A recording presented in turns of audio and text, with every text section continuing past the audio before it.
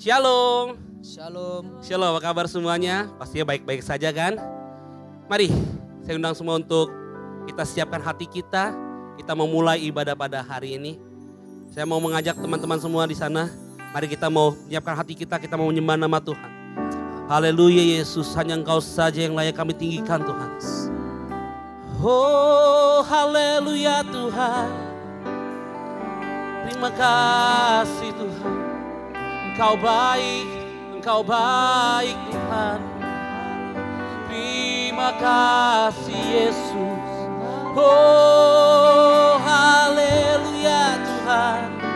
Terima kasih Yesus. Kami hanya yang dekat padamu saja Tuhan. Haleluya. Terima kasih Tuhan. Terima kasih Yesus.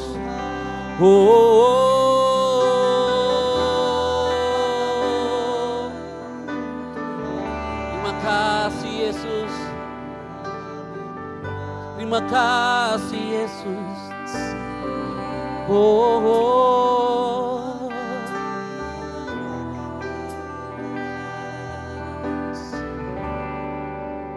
Dekat padamu. Dekat padamu, itu rinduku.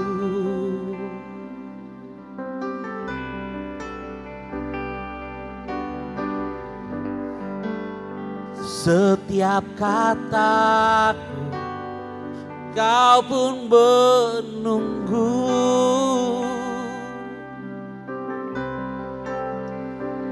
Tak kusangka ku temukan satu kasih yang abadi. Kini ku datang dan ku bawa hidupku.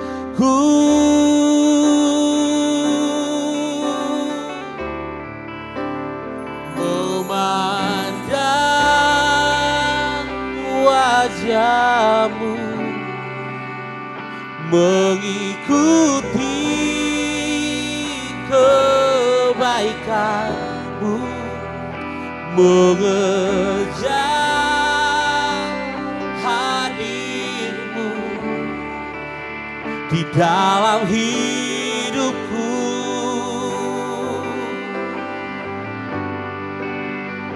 Membawa sembahku,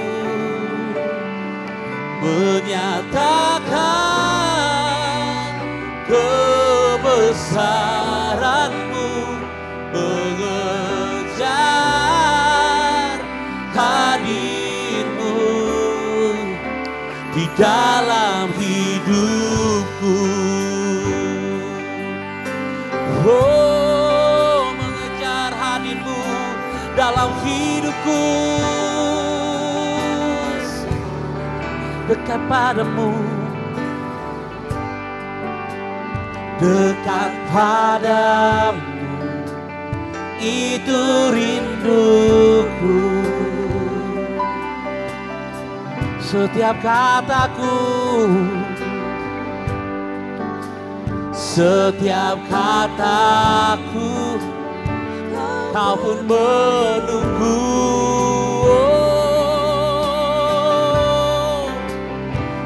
Tak kusangka ku temukan satu kasih yang abadi.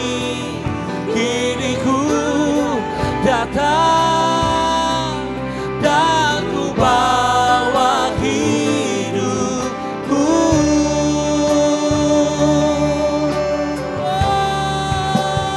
Memandang wajahmu,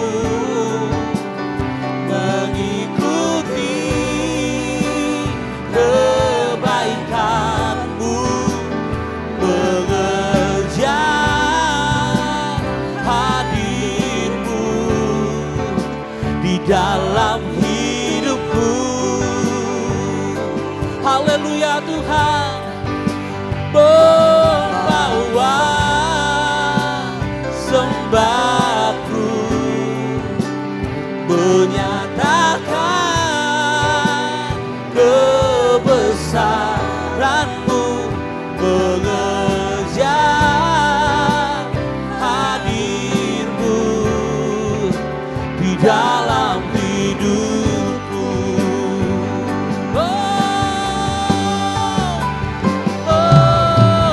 Memandang wajah-Mu, mengikuti kebaikan-Mu, mengejar hadir-Mu Tuhan di dalam hidupku. Membawa sembahku, menyatakan kebesaran-Mu, mengejar hadir-Mu di dalam hidupku. Mari kita sembah Dia. Oh, terima kasih Tuhan, terima kasih Yesus. Kami ingin memandang wajah-Mu saja Tuhan, untuk lebih dekat lagi kepada-Mu Yesus. Haleluya Tuhan. Oh, terima kasih Tuhan, terima kasih Yesus. Kami membawa sembah kami ke dalam hadirat-Mu Tuhan. Kami menyatakan kebesaran-Mu Yesus, keagungan-Mu Tuhan. Haleluya Tuhan. Oh, ke dalam hidup kami Tuhan. Memandang wajah-Mu, mengikuti kebaikan-Mu, mengejar hadir-Mu di dalam hidupku.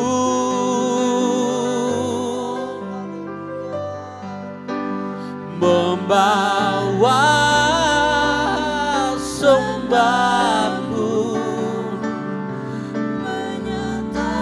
menyatakan kebesaran-Mu, mengejar hadir-Mu di dalam. Mari kita sembah Dia. Haleluya Tuhan, haleluya Yesus. Oh, terima kasih Tuhan, terima kasih Yesus. Haleluya, haleluya. Terima kasih Tuhan, terima kasih Yesus. Oh Tuhan, haleluya, haleluya, haleluya, haleluya. Oh, terima kasih Tuhan.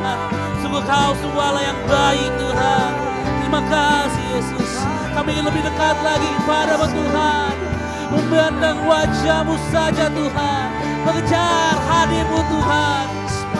Oh, haleluya Tuhan. Terima kasih Yesus. Terima kasih Tuhan. Terima kasih Yesus. Haleluya, haleluya. Oh, terima kasih Tuhan. Terima kasih Yesus. Haleluya Tuhan. Terima kasih Yesus. Sungguh Kau Allah yang luar biasa Tuhan. Kasih-Mu sungguh nyata atas hidup kami Tuhan. Terima kasih atas pemeliharaan-Mu Tuhan dalam hidup kami. Kami percaya Bapak Engkau selalu bersama kami. Tuhan kami ingin mulai Bapak ibadah kami pada hari ini Tuhan. Biar kami pimpin Tuhan dari awal hingga akhir. Amin. Terima kasih Bapak. Di dalam nama Tuhan Yesus. Yang percaya katakan. Amin. Haleluya, haleluya. Saya percaya kalau Tuhan adalah kekuatan kita. Amin saudara. Amin. Mari kita menyatakan kalau Allah adalah sumber kekuatan kita. Amin. Haleluya. Haleluya.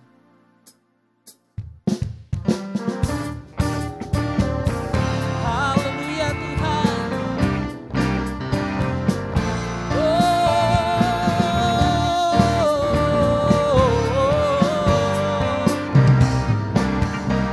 Mari kita menyatakan hanya kau milikku di surga. Tiada yang ku ingini di bumi, hanya kau. Tak ku andalkan kekuatanku, namun yang pasti kan tetap selamanya Allah sumber kuatku, Allah sumber kuatku, Allah sumber kuatku dan bagianku selamanya. Allah sumber kuatku, Allah sumber kuatku, Allah sumber kuatku dan bagianku selamanya, selamanya.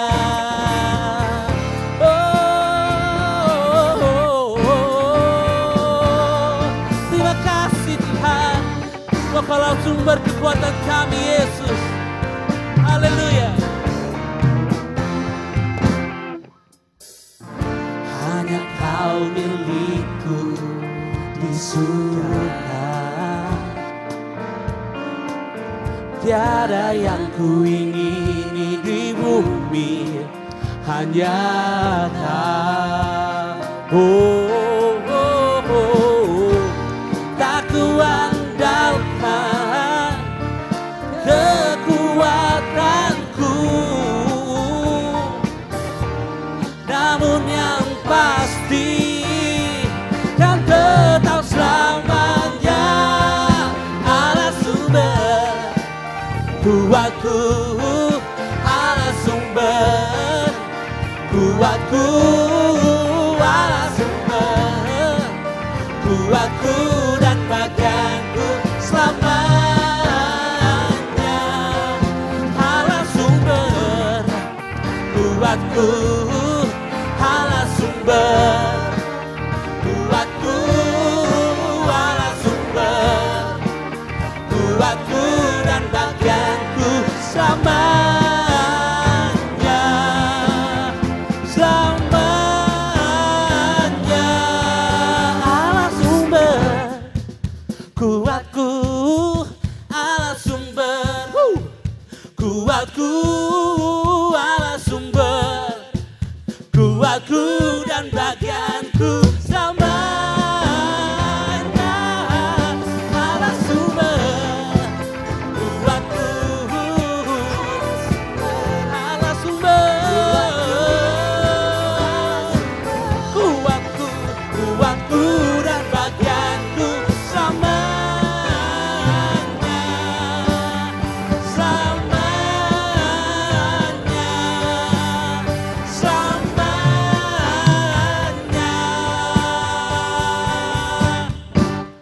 selamanya. Haleluya Tuhan, Kau adalah Allah sumber kekuatan kami. Haleluya, haleluya, haleluya. Mari kita mau siapkan hati kita mau mendengarkan firman Tuhan. Terima kasih Yesus, terima kasih Yesus. Udah Tuhan, kami rindu Tuhan setiap waktu hanya dalam nama-Mu Tuhan. Hanya dekat dengan Kau saja Yesus. Kau menyiapkan hati kami Tuhan, berbicaralah Tuhan. Terima kasih Yesus. Terima kasih Tuhan.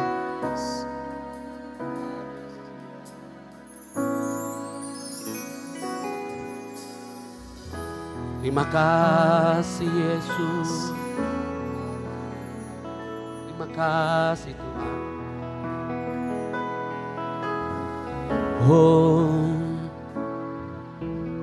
ku rindu setiap waktu hidupi kebenaran-Mu, bukan dengan kuatku, namun karena Roh-Mu.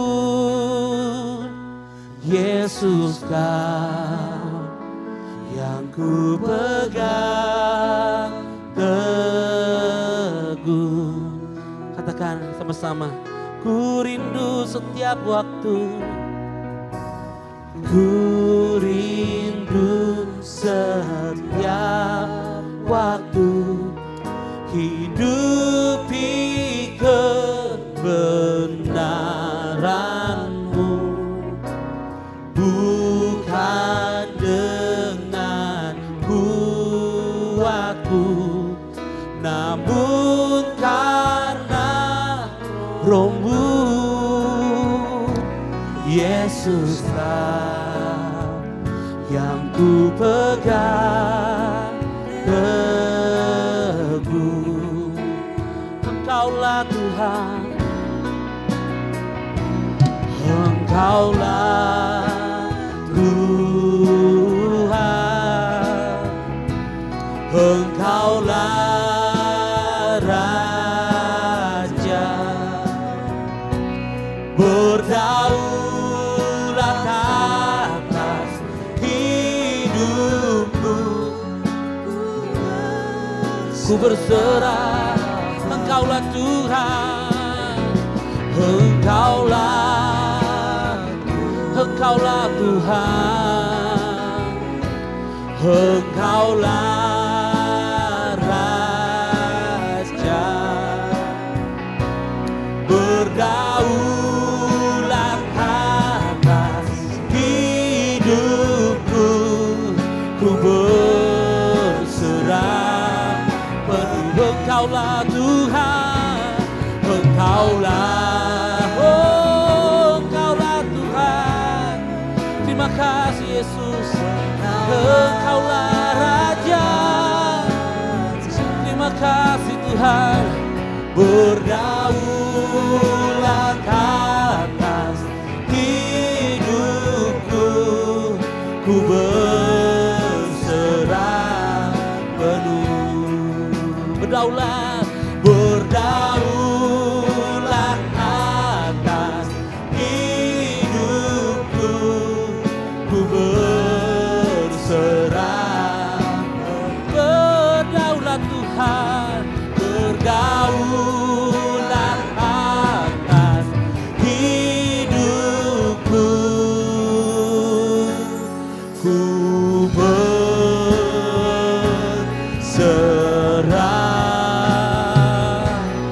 penuh.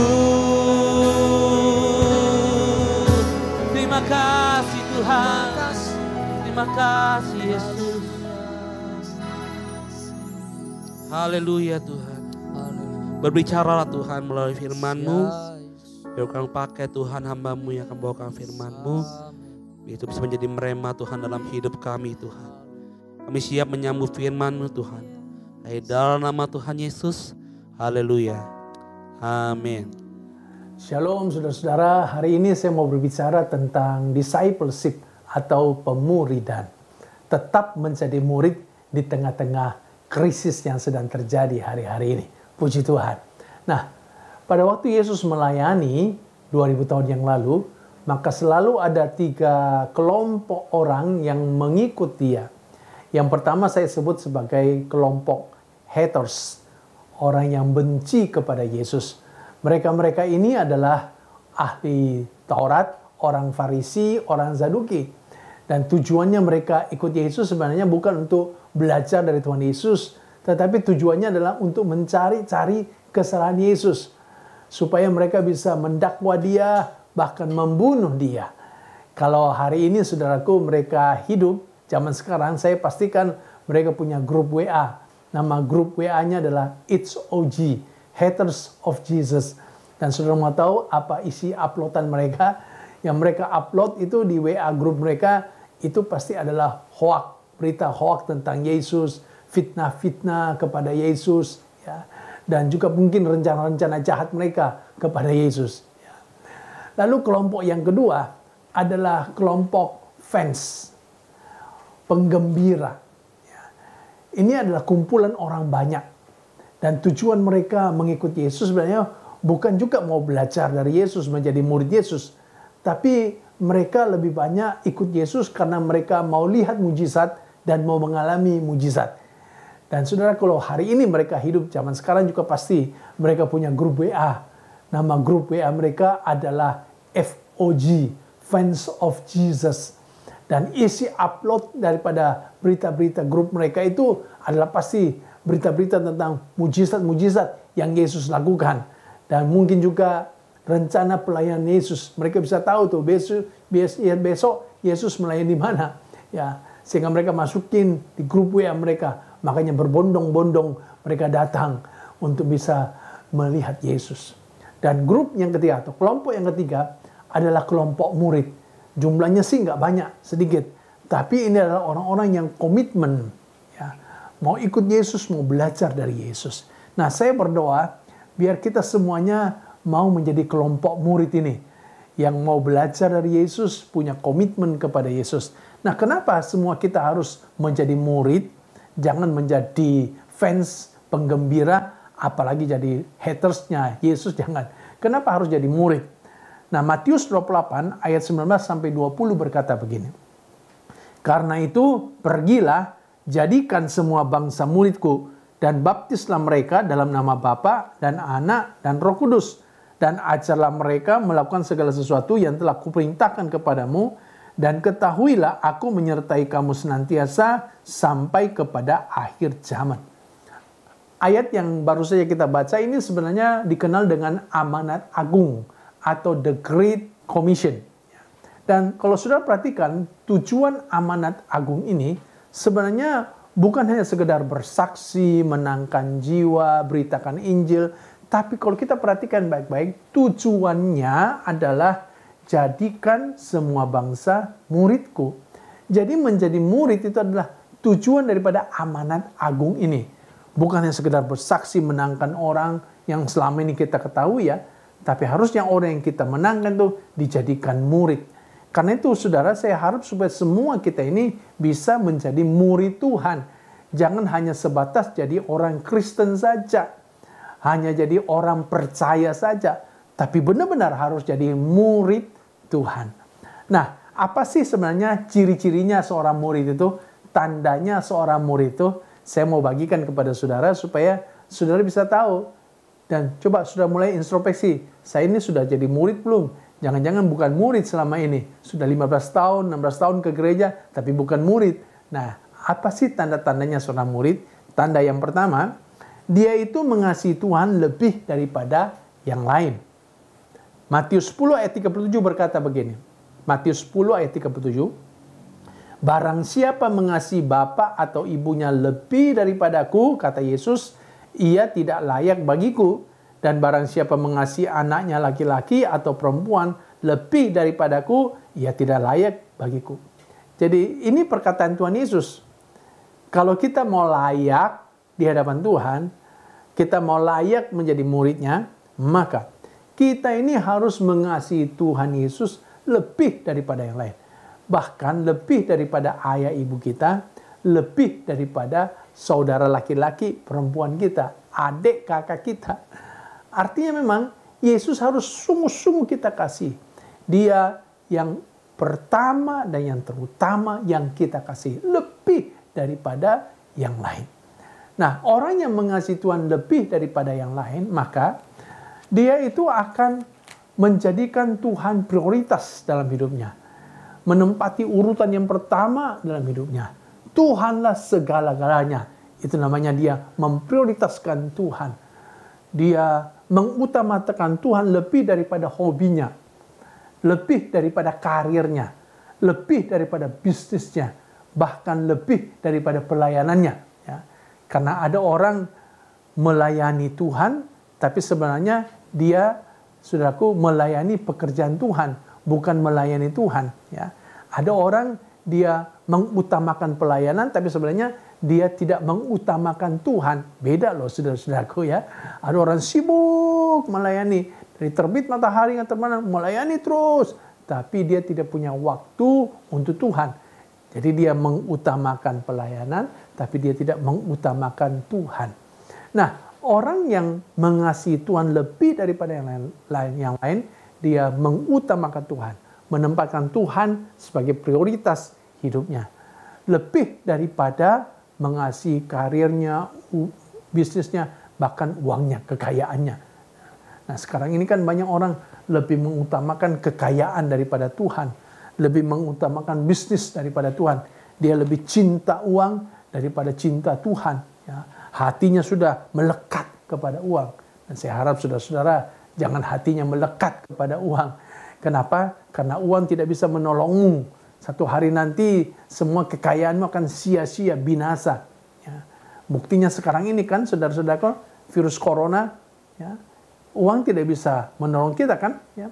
Kita punya uang, tapi kita nggak bisa kemana-mana kan, betul tidak? Kita punya uang, tapi kita mau makan apa? Nggak bisa kan sekarang. Mau pergi ke restoran pada tutup. Mau pergi kemana? Ya, flight penerbangan tidak ada. Ya, jalanan ditutup. Ya, uang tidak bisa menolong kita. Ada masanya memang uang tidak bisa menolong kita. Karena itu jangan biarkan hati kita ini melekat kepada uang. Tapi biar hati kita melekat kepada Tuhan. Nah, orang yang mengasihi Tuhan lebih daripada yang lain, dia bukan hanya mengutamakan Tuhan saja, tapi dia akan setia kepada Tuhan sampai akhir. Ya. Dia tidak akan berhenti di tengah jalan. Dia akan finishing well. Sekali dia percaya Tuhan, dia akan tetap percaya Tuhan. Sampai mati percaya Tuhan, dia finishing well. Sekali dia melayani Tuhan, tetap melayani Tuhan sampai mati melayani Tuhan. Dia finishing well. Jadi dia setia kepada Tuhan sampai akhir. Ada seorang namanya Polikarpus. Dia uskup agung kota Smyrna pada waktu itu. Satu hari dia ditangkap oleh tentara Romawi. Dan Kaisar Romawi, Gubernur Romawi memberikan last chance kepada dia. Gubernur Romawi berkata kepadanya, kamu hujatlah Tuhan kamu, maka saya akan bebaskan kamu. Tapi kalau kamu tidak hujat Tuhan kamu, maka kamu akan dihukum. Kamu akan mati. Dan sudah tahu apa jawab Polikarpus? Polikarpus berkata begini, 86 tahun saya sudah mengabdi kepada Tuhan. Dan selama itu, dia selalu berbuat baik kepadaku. Bagaimana aku dapat menghujat Kristus yang telah menyelamatkan aku itu? Akhirnya saudara, dia kemudian dihukum mati karena imannya kepada Tuhan. Ini contoh orang yang setia sampai akhir. Ini contoh orang yang mengasihi Tuhan lebih daripada lain. Ini contoh murid Tuhan. Kira-kira kalau satu hari nanti saudara dikasih pilihan seperti itu, gimana keputusan saudara? Apakah tetap setia kepada Tuhan atau mengingkari Tuhan tapi selamat? Tapi kalau setia sama Tuhan, maka nyawa melayani. Kira-kira gimana saudaraku? Saya berharap saudara setia sampai akhir. Saat ini kan ada banyak orang, jangankan nyawanya terancam. Ya. Gara-gara jodoh saja dia bisa tinggalin Tuhan. Betul tidak? Ya. Kalau umurnya sudah kepala 3, ekornya sudah 8 atau 9, dan belum ada tanda-tanda orang nyatakan cinta kepada dia, belum ada tanda-tanda orang seiman, ya, naksir dia. Akhirnya saudaraku, ketika usianya sudah kepala 4, maka ketika ada orang yang nyatakan cinta walaupun tidak seiman, akhirnya diterima juga. Ya, daripada jadi perjaka ting-ting, daripada jadi jomblowati seumur hidup, mendingan terima aja deh. Itu namanya saudara, dia mengorbankan imannya hanya karena sebuah jodoh, karena seorang jodoh. Nah, kita harus setia sampai akhir. Yang kedua, tanda yang kedua, ciri yang kedua dari seorang murid, dia itu memikul salib. Lukas 14 ayat 27 berkata, barang siapa tidak memikul salibnya dan mengikut aku, kata Yesus, ia tidak dapat menjadi muridku. Jadi kita harus bisa memikul salib. Apa sih yang dimaksud dengan memikul salib? Memikul salib itu artinya mengalami penderitaan karena iman kepada Tuhan Yesus, atau karena kita ingin melakukan kebenaran firman Tuhan. Ya. Jadi karena iman kita kepada Tuhan, kita menderita, kita difitnah, kita dianiaya, kita dikucilkan, kita disingkirkan karena iman kita kepada Tuhan. Itu namanya kita pikul salib. Ya. Karena kita ingin melakukan kebenaran, kita tahu ini sebuah kebenaran, ini firman Tuhan, kita mau melakukannya, tapi ada resikonya. Resikonya kita dimusuhi, resikonya kita dibenci. Ya, ini namanya kita pikul salib. Ya. Misalnya satu hari bosmu, ya saudaraku, minta kau untuk mengubah pembukuan atau mungkin memarkup harga. Nah, kau tahu sebagai anak Tuhan, ini tidak benar, ini melanggar firman, dan kau menolak. Akibatnya mungkin bonusmu tidak dikasih, atau mungkin kau diberhentikan dari pekerjaan. Ya nggak apa-apa. Ini namanya kita pikul salib. Kita menderita karena kita mau melakukan kebenaran. Ya. Saya ini dari keluarga bukan orang Kristen. Waktu saya kecil, saya diajak pergi ke sekolah minggu oleh tetangga saya. Dan saya senang sekali.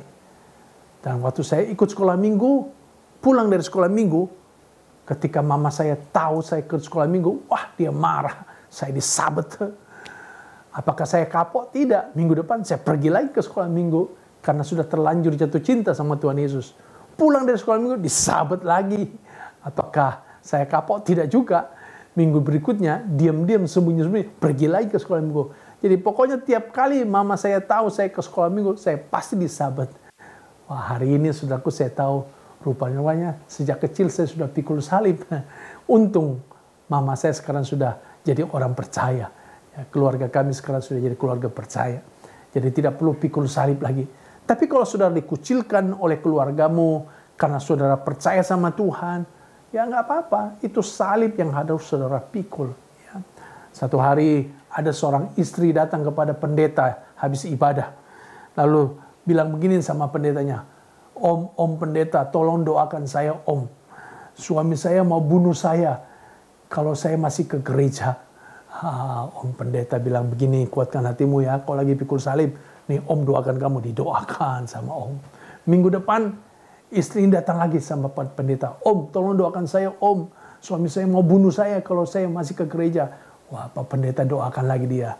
Ya, Tuhan kuatkan dia biar dia kuat pikul salib.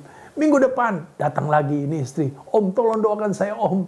Suami saya mau bunuh saya kalau saya masih ke gereja. Didoakan lagi, didoakan lagi. Lalu minggu berikutnya datang lagi. Om tolong doakan, Om.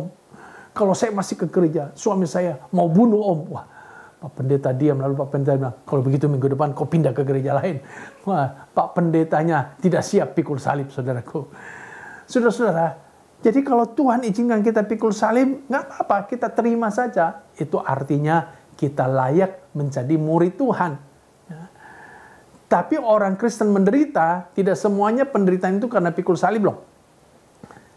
Karena ada kan orang Kristen menderita karena salah sendiri. Kalau saudara menderita karena salah sendiri, itu bukan salib. Tapi itu karena kebodohan. Ya. Jadi kalau saudara tipu orang, lalu saudara dipenjara karenanya, saudara korupsi uang perusahaan, saudara dipenjara karenanya, lalu kemudian pengurus gereja datang besuk saudara, jangan saudara bilang, inilah salib yang harus saya pikul. Itu bukan salib. Itu dosamu, kau harus menanggung. Ya. Kalau saudara maling jemuran, lalu karena saudara digebukin sama orang kampung, lalu kemudian pengurus gereja membesuk saudara di rumahmu, jangan bilang, inilah salib yang harus kau pikul. Itu bukan salib. Itu karena dosamu, kesalahanmu, saudara harus menanggungnya. Jadi tidak semua penderitaan orang Kristen itu adalah salib.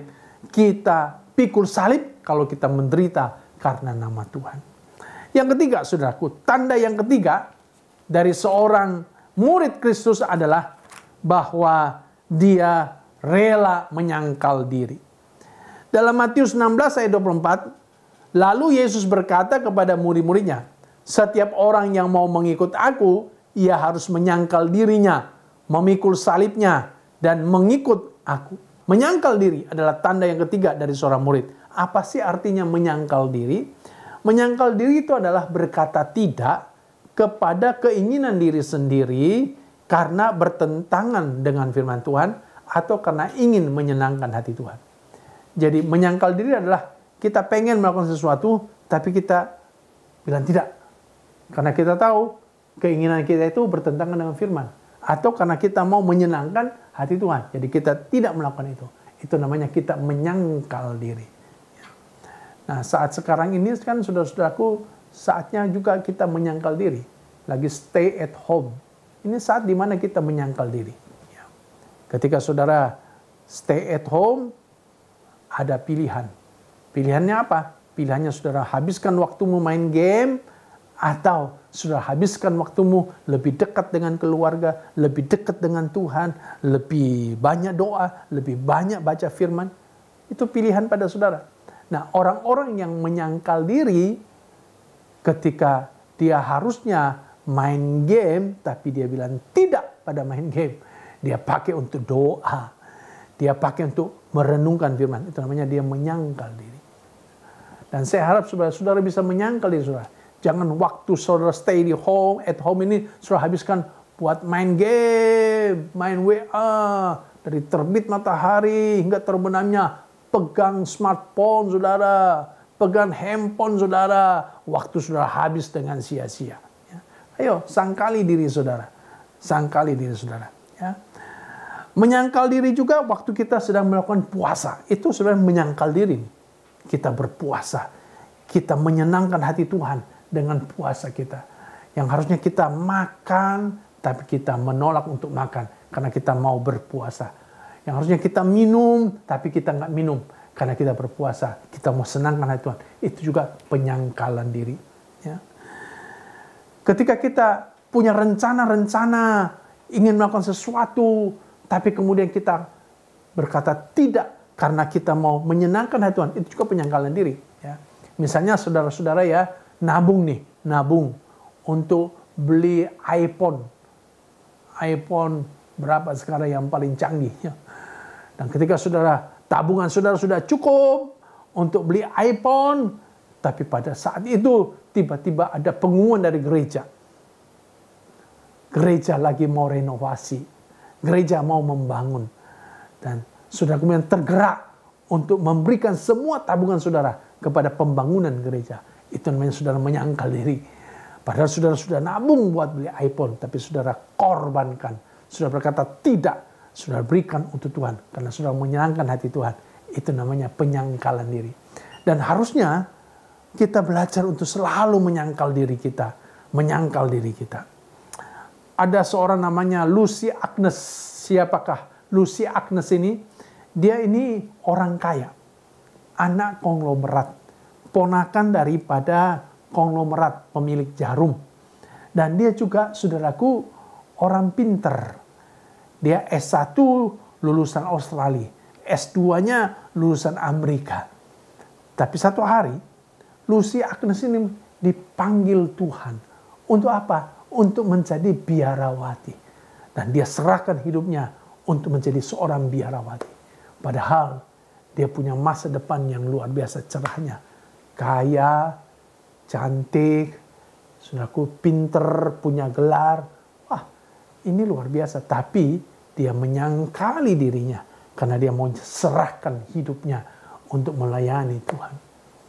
Saudara, saya berharap supaya murid itu bukan murid yang hanya rajin ke gereja, tapi juga jadi murid yang benar-benar mau sangkali diri. Menyangkal diri itu bicara tentang penguasaan diri. Orang yang tidak bisa menguasai dirinya, maka dia akan sulit sekali menyangkal dirinya. Dan orang yang menguasai dirinya, Alkitab katakan dia lebih daripada seorang pahlawan yang merebut kota. Pada masa itu kalau ada seorang pahlawan, dia berhasil merebut kota, maka dia pulang dari peperangan, dia akan dielu-elukan, disanjung, dikasih hadiah. Tapi ternyata orang yang menguasai dirinya, dia lebih daripada pahlawan yang merebut kota itu. Nah, luar biasa loh. Saya berharap saudara-saudara semua bisa menjadi murid yang seperti ini. Yang menyangkal diri saudara karena sudah bisa menguasai diri saudara. Ciri yang terakhir, ciri yang keempat. Seorang murid itu dia adalah orang yang mau belajar. Belajar apa? Belajar firman Tuhan. Kenapa? Karena Matius 28 ayat 20 berkata, dan ajarlah mereka melakukan segala sesuatu yang telah kuperintahkan kepadamu. Jadi murid itu harus belajar. Belajar apa? Belajar segala sesuatu yang Tuhan Yesus perintahkan. Apa itu? Yaitu firman Tuhan. Saya harap saat-saat stay at home ini kita punya banyak waktu untuk belajar firman Tuhan. Alkitab harus sering kita baca, suka kita baca, menjadi buku kegemaran kita. Itu murid. Jangan habiskan waktumu dengan hal-hal yang sia-sia. Bacalah Alkitab, belajarlah firman Tuhan, supaya kau kaya dengan firman Tuhan. Kau kaya dengan ayat-ayat, dan kau menjadi orang yang bisa bertumbuh dalam Tuhan. Karena hanya firman Tuhan yang bisa menambahkan, menumbuhkan iman kita. Kalau saudara mau bertumbuh imanmu, harus banyak baca firman Tuhan. Banyak kenal Tuhan dari firman-Nya. Kalau enggak, imanmu tidak bertumbuh. Kau akan terus-menerus menjadi kanak-kanak rohani. Dan betapa susahnya orang tua kalau lihat anaknya sudah usia 30 tahun, tapi pertumbuhannya masih seperti kanak-kanak. Wah, susahnya hati orang tua. Dan juga betapa sedihnya hati Bapa di sorga melihat ada begitu banyak orang percaya tiap tahun rayakan Natal. Sudah 15 tahun dia merayakan Natal. Itu berarti 15 tahun dia jadi orang Kristen. Tetapi tidak pernah bertumbuh dewasa. Masih terus kanak-kanak rohani. Saya harap saudara-saudara jangan seperti itu. Murid itu dia harus belajar supaya dia bertumbuh imannya. Jadi ini 4 tanda seorang murid. Saya harap saudara terus bertumbuh menjadi murid walaupun kita sedang mengalami krisis saat ini. Tuhan berkati kita, Tuhan tolong kita. Shalom. Mari kita berdoa. Terima kasih Tuhan untuk firman-Mu hari ini. Kami belajar untuk tetap bertumbuh menjadi murid walaupun kami sedang mengalami virus corona, sedang mengalami badai, sedang mengalami krisis. Kami mau tetap bertumbuh. Hamba berdoa bagi umat-Mu yang telah mengikuti khotbah hari ini, kiranya mereka semuanya menjadi murid-murid. Oh Tuhan, tidak ada satupun di antara mereka hanya menjadi penggemar, fansnya Yesus. Bahkan tidak ada satupun di antara mereka yang menjadi haters, tapi mereka semuanya menjadi murid. Hamba berdoa biar Roh Kudus tolong mereka, pimpin mereka dari hari ke hari. Mereka menjadi serupa dengan Kristus. Kami mengucap syukur untuk firman-Mu di dalam nama Tuhan Yesus. Haleluya. Amin. Amin. Amin. Puji Tuhan. Haleluya. Senang bisa berjumpa kembali dalam ibadah online dan mengucap syukur kita masih bisa mengadakan ibadah online. Dan kami berharap setiap ibadah online yang kami lakukan bisa memberkati semua jemaat BIC. Terima kasih kepada Pendeta Hengki So yang sudah menjadi berkat buat kami membagikan firman Tuhan yang luar biasa. Dan kita belajar, walaupun situasi seperti ini, kita tetap belajar untuk menjadi murid Tuhan yang baik. Dan bukan itu saja, kita berusaha juga untuk memuridkan orang-orang yang sudah kita menangkan.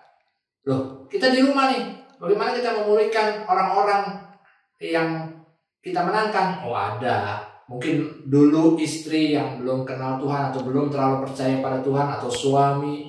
Oh ada anak-anak kita. Nah baiklah kita belajar untuk menjadi murid Tuhan yang baik. Dan belajar juga untuk supaya istri atau suami dan anak-anak kita menjadi murid Tuhan yang baik. Mulai dari diri kita dulu. Firman Tuhan tadi sangat memberkati. Coba direnungkan. Kalau belum jelas, tonton ulang lagi, dicatat poin-poinnya, direnungkan. Dan bukan direnungkan saja, saya rindu dipraktekkan. Jadi suami mulai mempraktekkan sebagai murid Tuhan yang baik buat istri dan anak-anak. Begitu pula dengan istri. Mulai menjadi murid yang baik dari Tuhan Yesus buat suami dan anak-anak. Dan saya berharap setelah daripada COVID ini selesai, kita semua, keluarga-keluarga kita dipulihkan. Jadi tidak ada lagi keluarga yang ribut, yang ingin cerai, tetapi kita semua keluarga-keluarga yang dipulihkan dan diberkati. Kita mau kemana lagi? Tidak bisa, bukan? Kita di rumah saja. Nah, selama di rumah ini, suami istri bangun komunikasi yang baik. Dengan anak-anak, orang tua dengan anak-anak, belajarlah membangun komunikasi yang baik. Sehingga kita semua menjadi keluarga yang dipulihkan dan diberkati. Itu saja dari saya, dan minggu depan kita berdoa biar kita tetap bisa adakan ibadah online. Tetap berharap pada Tuhan supaya badai COVID ini segera berlalu dari kota Jakarta, dari bangsa kita Indonesia, bahkan dari seluruh dunia. Sampai berjumpa minggu depan. Kita sudah diberkati oleh firman Tuhan. Tiba saatnya kita akan berdoa untuk bangsa negara ini. Kita berdoa syafaat. Dan doa syafaat akan dipimpin oleh Saudara Eli. Mari kita sama-sama berdoa. Kembalikan bersyukur Tuhan buat malam hari ini, di mana kami menyampaikan setiap doa syafaat kami Tuhan. Sebelum kami menyampaikan doa-doa syafaat kami, kiranya Tuhan sucikan, kuduskan setiap kami agar kami layak meminta kepadamu Tuhan. Terima kasih Tuhan Yesus. Bapa, kami membawa Tuhan bangsa dan negara kami ini ke dalam tangan-Mu Tuhan. Biarlah Tuhan memberkati, memulihkan, dan Tuhan selalu menjaga bangsa dan negara kami ini Tuhan. Begitu juga buat setiap aparat pemerintah yang ada Tuhan, buat kepala presiden, wakil presiden, hingga jajaran yang terendah. Biarlah Tuhan memberkati, memberikan mereka hikmat Tuhan akan setiap keadaan yang terjadi sekarang ini Tuhan. Biarlah Roh Kudus memberikan kekuatan, kesehatan bagi Bapak Presiden kami Tuhan, untuk melakukan yang terbaik bagi bangsa Indonesia kami ini Tuhan. Terima kasih Tuhan, dan kami juga berdoa buat COVID-19 yang ada pada saat ini di Indonesia Tuhan. Kami percaya Bapa, di dalam nama Tuhan Yesus, biarlah Tuhan Engkau menghalaukan, Engkau memulihkan negara kami ini Tuhan. Baik seluruh negara yang ada di seluruh dunia ini, Tuhan pulihkan dari COVID. Kami percaya dalam nama Tuhan Yesus. Baik mereka yang sedang mengenai COVID, Tuhan berikan kekuatan. Semakin Tuhan berikan iman percaya mereka Tuhan. Baik kami yang juga belum kena Tuhan, seluruh dunia ini, biarlah Tuhan selalu menjagai kami dengan malaikat surgamu. Terima kasih Tuhan Yesus. Dan kami juga berdoa buat Opa dan Oma Paul Tuhan, selaku gembala sidang di tempat ini Tuhan. Di usianya semakin lanjut, biarlah kesehatan yang luar biasa semakin lagi Tuhan berikan. Hikmat yang luar biasa lagi Tuhan berikan. Biarlah Tuhan kemanapun hamba-Mu ini berada menjadi berkat. Biarlah Tuhan menjadi terang dimanapun hamba-Mu ini berada Tuhan. Terima kasih Bapa. Buat pemimpin BIC juga Tuhan berkati. Buat Cijeni, Kobeni, Koesap dan Cimeme, biarlah Tuhan memberikan hikmat mereka. Tuhan berkati setiap usaha pekerjaan mereka. Urapi mereka Tuhan untuk memberkati, untuk menaungi, dan untuk Tuhan membimbing kumpulan BIC ini untuk lebih dekat lagi kepadamu Tuhan. Terima kasih Bapa, terima kasih Tuhan. Inilah doa kami Tuhan Yesus, kami sampaikan hanya di dalam nama Tuhan Yesus. Haleluya, amin. Haleluya, amin. Dan sekarang tiba saatnya kita akan mendengarkan pengumuman untuk seminggu sepekan. Untuk ibadah BIC minggu depan akan kami infokan lebih lanjut melalui sosial media BIC sambil melihat perkembangan situasi dan kondisi.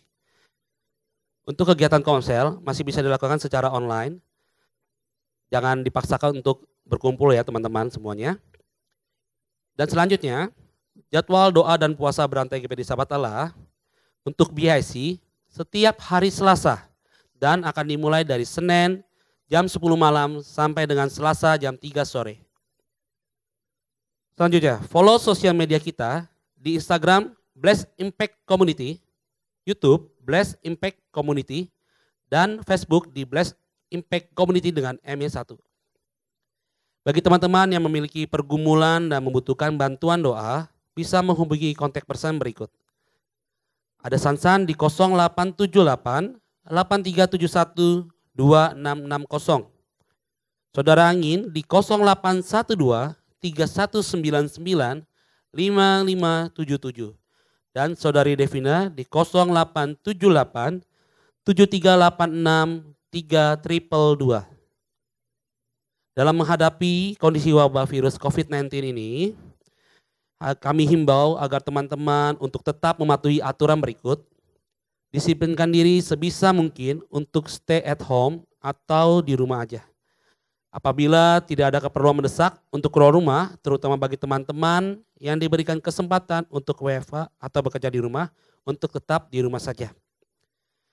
Bagi teman-teman yang tidak mendapatkan WFH atau ada hal yang mendesak untuk keluar rumah, selalu jaga physical distancing 1-2 meter dan jaga kebersihan dengan mencuci tangan dengan sabun atau hand sanitizer. Utamakan membersihkan tubuh setelah pulang bekerja. Jika teman-teman sedang dalam kondisi kurang sehat, memiliki gejala seperti flu, batuk, atau demam, harap pergunakan masker. Apabila gejala berlanjut, harap memeriksakan diri ke dokter. Itu saja, sekian pengumuman dari komunitas BIC.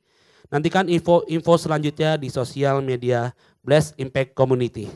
Kita akan menutup ibadah kita pada hari ini. Haleluya.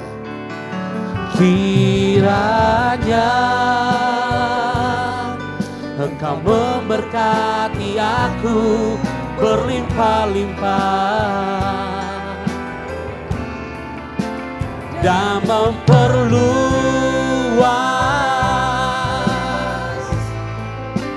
daerahku,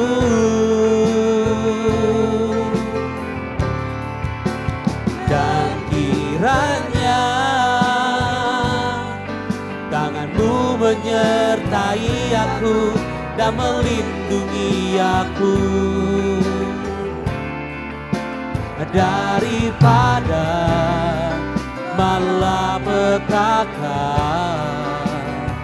sehingga kesakitan tidak menimpa aku. Kita akan berdoa dan saya akan rindu untuk berdoa berkat buat para jemaat BIC sekalian. Tuhan, hamba berdoa kepadamu. Engkaulah Allah yang luar biasa. Engkaulah Allah yang baik. Engkaulah Tuhan Yesus Kristus yang kami sembah. Tuhan, hamba berdoa kepadamu dan hamba memberkati para jemaat BIC dimanapun mereka berada. Walaupun hamba di tempat ini, tetapi kami percaya, hamba percaya bahwa berkat Tuhan akan tercurah dimanapun jemaat BIC berada. Di setiap rumah-rumah jemaat BIC diberkatilah. Dan biarlah firman Tuhan itu menjadi berkat dan pegangan untuk setiap keluarga jemaat BIC. Diberkatilah, diberilah perlindungan. Kami berdoa dan hamba berdoa padamu, tercurahlah perlindungan daripada Allah, kekuatan, kesehatan, setiap kami dijaga oleh Tuhan dan dilindungi Tuhan. Nama Tuhan dipermuliakan. Di dalam nama Tuhan Yesus hamba berdoa dan mengucap syukur. Haleluya. Amin.